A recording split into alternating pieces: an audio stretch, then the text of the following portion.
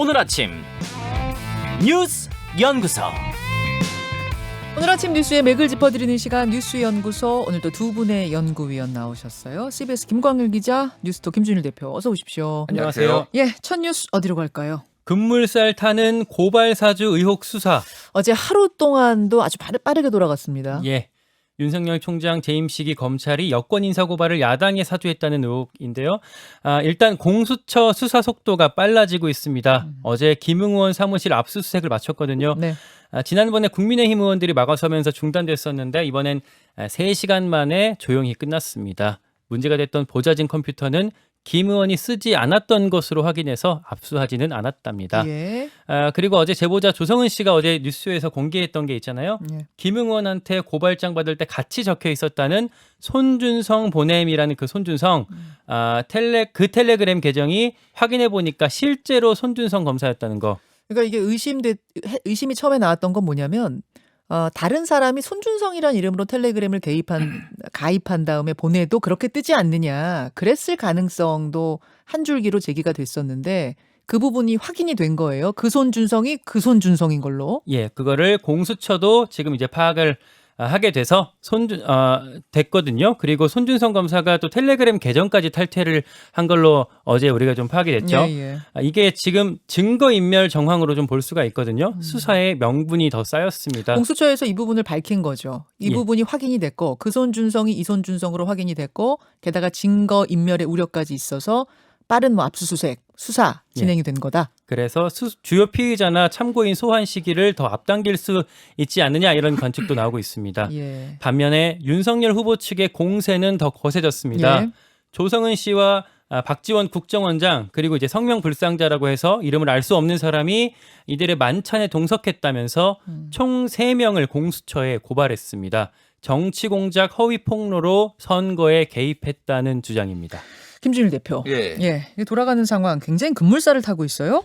일단 이 정치적 그 레토릭 수사를 우리가 좀 구분해서 볼 필요가 있는데 이태면 양쪽에서 얘기를 하는 게 한쪽에서는 박지원 게이트라고 얘기하고 네. 한쪽에는 윤석열 게이트라고 얘기합니다. 그렇죠. 근데 거기까지 가려면 굉장히 멀어요. 그러니까 둘 다 의혹만 있는 거고 예. 그리고 두 개는 사실은 그 병치에서 놓지만은 별개의 문제예요. 그러니까 예를 들면 뭐 박지원 게이트가 뭐 사실을 할지라도 이게 없던 일이 되는 건 아니잖아요. 이거는 이거대로 조사를 하거나 그러니까 손준성 수사를 검사가 하고, 예. 김웅 당시 후보에게 고발장을 보냈다는 것은 이제 팩트가 돼버린 상황. 예. 그렇다면은 박지원 박지원 국정원장과 조성은 씨가 만나서 뭘 상의를 했다 치더라도 본인들은 예. 아니라고 합니다만 치더라도 이 본질이 흔들리지 않지 않느냐 그 말씀이신 그렇죠. 거예요? 그러니까 이거는 이거대로 수사를 해야 되는 거고 이거는 죄송합니다. 이거는 이거대로 또 조사를 해야 되는 거예요. 그러니까 두 개는 좀 분리해서 볼 필요가 네네. 있다라는 거고 지금 뭐 야권에서는 이거를 이제 호재로 삼고 있죠. 그래서 국정원법 위반이다라고 김재현 최고위원은 얘기를 했고 뭐 윤석열 총장도 정상적이 아니다라고 얘기를 하고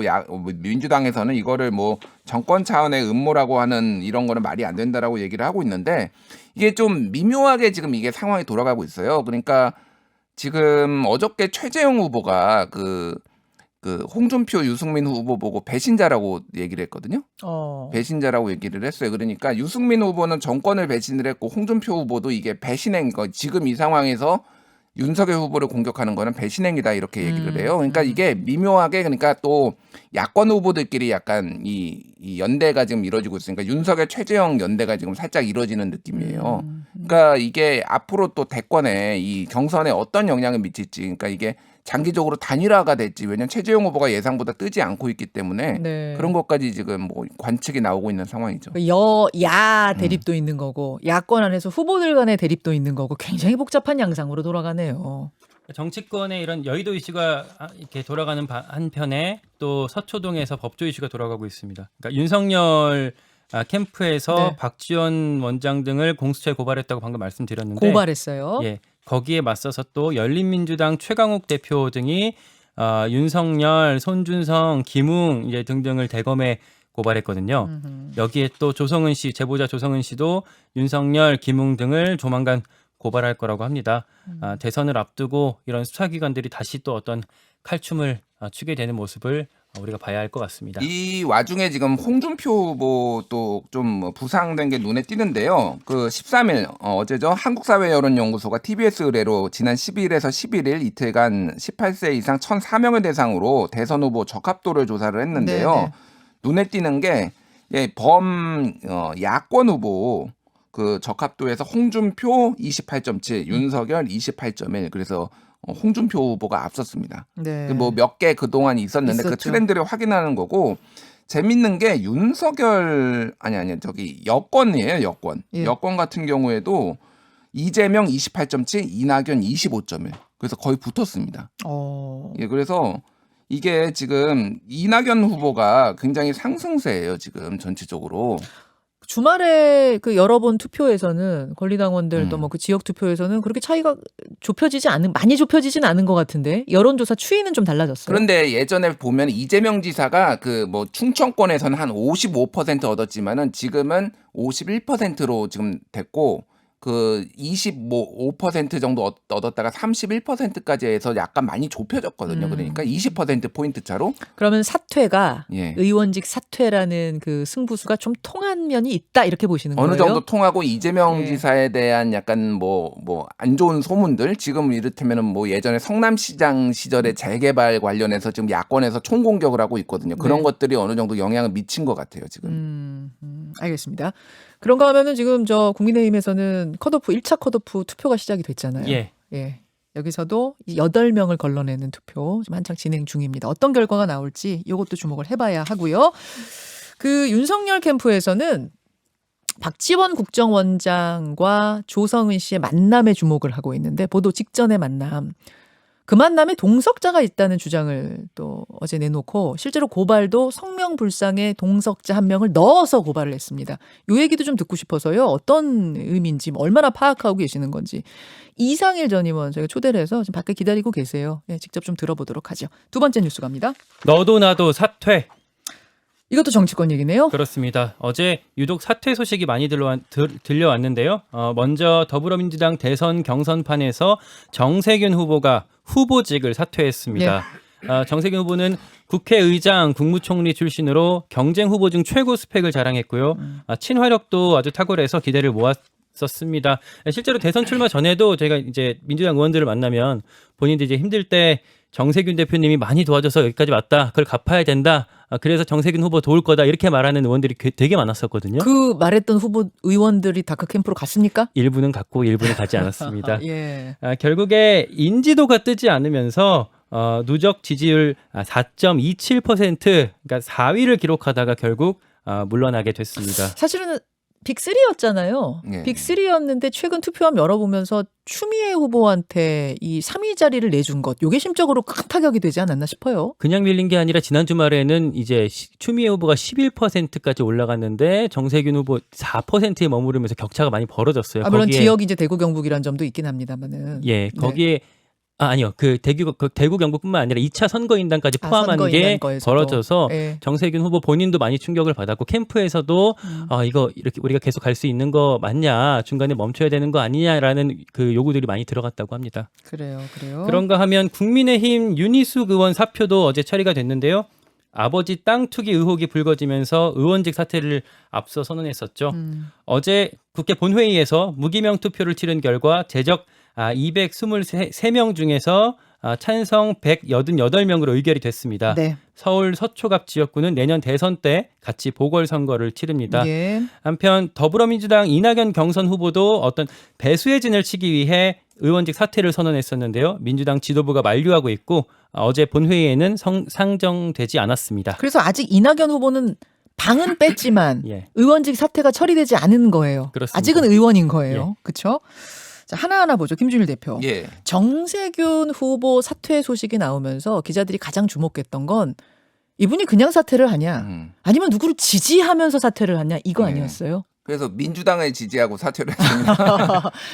결국은 어떤 후보를 특정하지 않았어요. 이게 딱히 이낙연 후보를 지지할 만한 유인이 없어요. 사실 이낙연 후보 측에서는 그거를 원했지만은 예. 딱히 이낙연 후보를 원하지 않고 그렇다고 지금 이재명 지사를 뭐 지지하는 것도 사실 저 정치 후배고 그런데 그 모양새도 딱히 좋지 않아서 그냥 민주당을 지지했다라는 거고 앞으로 이제 뭐 추후에 더 뭐 이제 원팀이 되면은 그때는 이제 본격적으로 행보를 할 수가 있겠죠. 아까 전에 김광희 기자가 얘기했지만은 좀 차이가 많이 납니다. 그러니까 3위하고 4위하고 차이가 많이 나니까 추미애 후보한테 많이 뒤졌는데 이게 그러니까 윤석열 후보에 대한 의혹이 불거지면서 요즘 댓글 보면 뭐 추미애가 옳았다 막 이런 거 계속 달고 있거든요. 그러니까 윤석열 총장 징계하려고 했던 거 그런 것들이 이제 강경파들 소위 말하는 이런 사람들이 좀 이제 결집을 한 거가 있고 또 하나는 이광재 의원하고 예전에 단일화를 했는데 네네. 그거는 강원도에서 표를 많이 좀 기대를 한 거거든요. 근데 강원도에서 표가 별로 안 나왔어요. 맞아요. 그러니까 여러모로에 있는 이제 좀 궁지에 몰려서 이제 더 가다가는 조금 많이 어렵겠다라고 해서 사퇴를 한 것이고 네. 윤희숙 의원 같은 경우에는 뭐 야권에서 이제 표가 그러니까 총 188표가 나왔는데 야권이 다 국민의힘이 찬성을 했다라고 하면은 민주당에서는 80표 나온 거예요. 그러면 아까 전에 얘기했듯이 이거 추후에 일단 첫 번째는 민주당의 특이 의혹 받았던 의원들 상당한 압박감을 느끼는 거. 두 번째는 이제 이낙연 의원 종로 어떻게 할 것이냐. 종로는 재보궐선거 하면 어떻게 될지 모르거든요. 그러니까 역대로 사실은 그러니까 뭐 이제 보수 정당이 더 많이 하다가 최근에 이제 뭐 정세균 뭐 의원이라든지 이제 한 거거든요. 맞아요. 그래서 여기 지금 내년 대선 분위기하고 맞물리면은 종로도 내줄 수 있다. 그러니까 민주당이 지금 최고위원회의 열었지만 결론 못 내리고 안 지금 된다. 예. 이건 내놓으면 안 됩니다. 이런 식인 거죠. 결론은 못 내렸다가 좀 정확한 내용인데 일단은 좀 시간을 끌려고 하는 것 같아요. 지금. 예. 정세균 후보 사태 같은 경우는 일단은 사실 이낙연 후보 쪽에 유리한 거로 쉽게 생각을 할 수가 있는데 왜냐하면 그 두 사람의 캐릭터가 겹치기 때문에 일로 흘러가지 않겠냐라는 예측을 처음에 할 수 있었는데 문제는 이제 시간이 많이 남지 않았다라는 점이거든요. 이낙연 후보 입장에서 역전의 어떤 발판을 마련하려면 빨리 좀 이재명 후보의 그 과반 의석을 저지해서 결선 투표로 올라가는 방식을 취해야 하는데 일단 결선까지 가야 무슨 길이 열리잖아요. 이낙연 후보 측에서는. 그렇습니다. 그렇죠? 근데 이재명 후보의 지금까지 어떤 누적 그 지지율이 51.41%였어요. 근데 결선 못 가요. 그렇게 되면 이낙연 후보가. 그렇죠. 예, 예. 근데 이 정세균 후보의 표는 이제 경선 특별 당규에 따르면 무효표 처리가 됩니다. 이제 그러면 그 퍼센테이지가 나머지 후보들한테 좀 이제 배분이 될 텐데 이재명 후보가 그렇게 되면 51.41%에서 53.71%가 지금 올라가거든요. 다시 계산을 해요? 예. 그러니까 이게 소급을 하는 거예요, 시점을? 그러니까 그게 아니라 그 네. 표들 자체가 빠지니까 정세균 후보가 가진 몇만 표가 빠지니까 나머지를 뭔 말인지 계산을 할수 어차피 있겠죠. 마지막에 총합이니까. 그렇습니다. 그러네요. 네. 다른 후보들도 뭐 김두관, 이낙연 다른 후보들도 조금씩 오르긴 하는데 이재명 후보가 51에서 53으로 오르면서 50%로 밑으로 내려갈 가능성은 더 낮춰지게 되는 겁니다. 무슨 말씀인지 알겠어요. 상황이 복잡하게 돌아갑니다. 정세균 후보의 사퇴, 단순한 사퇴가 아니다. 여러 가지 파장들이 있다는 얘기고요. 하나만 더 보죠. 상하이에서 센 놈이 올라옵니다. 그래요. 정말 센 놈이 올라옵니다. 태풍 찬투요. 예. 북상하고 있는데요. 지금 중국 상하이 동쪽 바다를 지나고 있습니다. 모레까지 그 근방에 머무르다가 급격하게 동쪽으로 진로를 꺾어서 한반도 쪽에 접근할 것으로 예상이 됩니다. 이게 이동 속도는 지금 엄청 느리거든요. 1초에 30cm, 그러니까 사람 걸음걸이 속도 정도밖에 안 돼요. 태풍이 속도 느리면 더 무서운 거 아닙니까? 그렇습니다. 이 느린 속도로 구체적으로는 17일 그러니까 금요일 새벽에 제주와 남해안을 스치고 그날 저녁에 부산에 가깝게 지날 것으로 보입니다. 예. 지금 말씀하셨다시피 이동 속도는 느리지만 그러니까 중심 기압이 낮고 주변에는 최대 초속 39m의 강한 바람이 이제 부는 강도 강의 태풍으로 지금 분석이 되고 있고 큰 비를 또 동반할 것으로 전망되고 있습니다. 네, 힘이 센 놈이 천천히 가는 형국이거든요. 그러면 이 피해가 상당할 수 있어서 지금 긴장하고 있는 건데 유튜브와 레인보우를 보실 수 있는 분들은 화면 한번 봐주세요. 김준일 대표. 예. 저 경로를 보십시오. 음. 아니 이게 지금 역기역자예요. 예. 90도로 꺾어서 횡로를 트는 태풍은 전 보다 처음 봐요. 이게 그러니까 지금 저 중국 내륙 쪽으로 가려는 것 같은데 처음에는 예. 그러니까 이게 약간 좌회전 깜빡이 켜고 우회전한 격이에요. 갑자기 그러니까요. 한반도 쪽으로 상하이 쪽에서 한반도 쪽으로 틀었는데 한반도 쪽으로 90도를 틀어버렸어요. 예, 속도가 말씀하셨듯이 굉장히 느려가지고 비가 지금 굉장히 많이 올 것으로 보입니다. 그래서 내일까지 근데 이미 제주도는 비가 내리고 있고 내일까지 제주도는 100에서 300mm 그리고 전남권 경남 해안권은 80mm라고 하고 예. 지금 16일 17일에 같은 경우에도 굉장히 이제 태풍이 한반도에 직접 들어와가지고 그때가 이를테면 귀경길 이제 막 시작하고 막 그럴 때잖아요. 그러니까 이게 비 피해하고 바람 피해 이게 지금 상당히 우려가 된다. 그래서 기상청에서 지금 조심하라고 경보를 내놓은 상황입니다. 예, 막 고향으로 내려가기 시작하는 연휴가 본격화되기 시작하는 고무렵쯤이네요. 네. 16일이 목요일이거든요. 돌아오는 목요일. 여러분들 긴장하셔야 될 것 같습니다. 태풍 경로가 지금 이렇게 특이한 만큼 어떤 강도나 이동 속도 또 어떤 추가적인 경로 변경까지도 좀 있을 수 있고 그런 변화가 많을 것으로 지금 예측이 되고 있어요. 계속해서 기상 정보를 좀 잘 확인하셔야 네. 될 것 같습니다. 그래요. 여기까지 두 분 수고하셨습니다. 감사합니다. 김현정의 뉴스쇼는 청취자 여러분의 참여로 이루어집니다. 트위터, 페이스북, 레인보우 게시판, 그리고 단문 50원, 장문 100원의 유료 문자 샵 1212, 우물정 1212 통해 참여하실 수 있습니다. 김현정의 뉴스쇼, 여러분과 함께 만듭니다.